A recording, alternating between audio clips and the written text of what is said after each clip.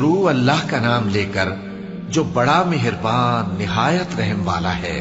ستارے کی قسم جب غائب ہونے لگے کہ تمہارے رفیق یعنی ہمارے نبی نہ رستہ بھولے ہیں نہ بھٹکے ہیں اور نہ یہ خواہش نفس سے کچھ بولتے ہیں۔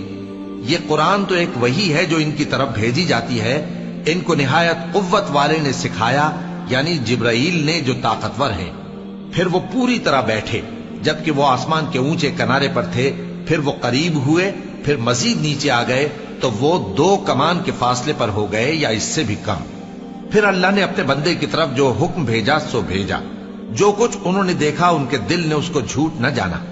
کیا جو کچھ وہ دیکھتے ہیں تم اس میں ان سے جھگڑتے ہو؟ اور انہوں نے اس کو یعنی جبرائیل کو ایک اور بار بھی اترتے دیکھا ہے سدرۃ المنتہا کے پاس۔ اسی کے پاس ہمیشہ رہنے کی بہشت ہے، جبکہ اس بیری پر چھا رہا تھا جو چھا رہا تھا۔ ان کی آنکھ نہ تو اور طرف مائل ہوئی اور نہ حد سے آگے بڑھی۔ انہوں نے اپنے پروردگار کی قدرت کی بہت ہی بڑی بڑی نشانیاں دیکھی۔ بھلا تم لوگوں نے لات اور عزا کو دیکھا اور تیسری مورتی یعنی منات کو؟ مشرکو، کیا تمہارے لیے تو بیٹے ہوں اور اللہ کے لیے بیٹیاں؟ یہ تو بہت ہی بے انصافی کی تقسیم ہوئی۔ وہ تو صرف نام ہی نام ہیں جو تم نے اور تمہارے باپ دادا نے رکھ لیے ہیں، اللہ نے تو ان کی کوئی سند نازل نہیں کی۔ یہ لوگ محض خیال و گمان اور خواہشات نفس کے پیچھے چل رہے ہیں، حالانکہ ان کے پروردگار کی طرف سے ان کے پاس ہدایت آ چکی ہے۔ کیا جس چیز کی انسان آرزو کرتا ہے وہ اسے ضرور ملتی ہے؟ سو آخرت اور دنیا تو اللہ ہی کے ہاتھ میں ہے۔ اور آسمانوں میں بہت سے فرشتے ہیں جن کی سفارش کچھ بھی فائدہ نہیں دیتی مگر اس وقت کہ اللہ جس کے لیے چاہے اجازت بخشے اور سفارش پسند بھی کرے۔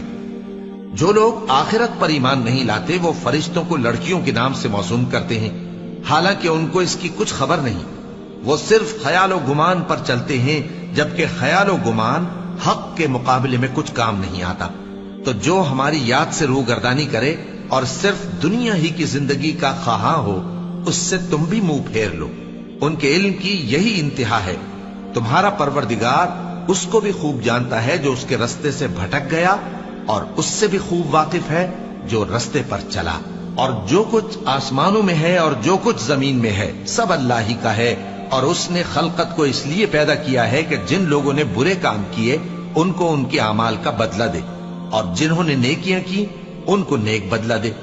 جو صغیرہ گناہوں کے سوا بڑے بڑے گناہوں اور بے حیائی کی باتوں سے اجتناب کرتے ہیں، بے شک تمہارا پروردگار بڑی بخشش والا ہے۔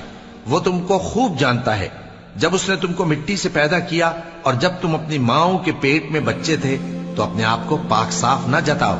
جو پرہیزگار ہے وہ اس سے خوب واقف ہے۔ بھلا تم نے اس شخص کو دیکھا جس نے منہ پھیر لیا اور تھوڑا سا دیا پھر ہاتھ روک لیا؟ کیا اس کے پاس غیب کا علم ہے کہ وہ اسے دیکھ رہا ہے؟ کیا جو باتیں موسیٰ کے صحیفوں میں ہیں ان کی اس کو خبر نہیں پہنچی؟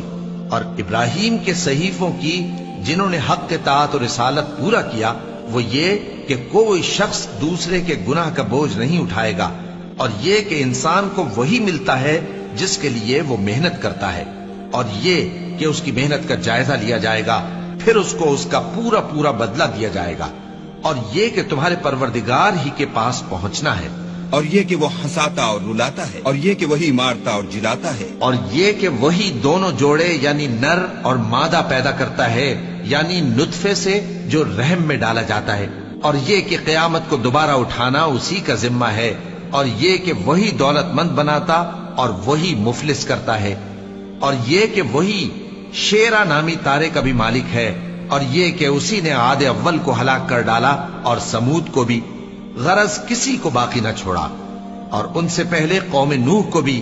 کچھ شک نہیں کہ وہ لوگ بڑے ہی ظالم اور بڑے ہی سرکش تھے، اور اسی نے الٹی ہوئی بستیوں کو دے پٹکا، پھر ان پر جو چیز چھا گئی سو چھا گئی۔ تو اے انسان، تو اپنے پروردگار کی کون کون سی نعمت پر جھگڑے گا؟ یہ پیغمبر بھی پہلے کے خبردار کرنے والوں میں سے ایک خبردار کرنے والے ہیں۔ آنے والی یعنی قیامت قریب آ پہنچی، اس دن کی تکلیفوں کو اللہ کے سوا کوئی دور نہیں کر سکے گا۔ اے کافرو، کیا تم اس کلام پر تعجب کرتے ہو اور ہنستے ہو اور روتے نہیں؟ اور تم غفلت میں پڑے ہو تو اللہ کے آگے سجدہ کرو اور اسی کی عبادت کرو۔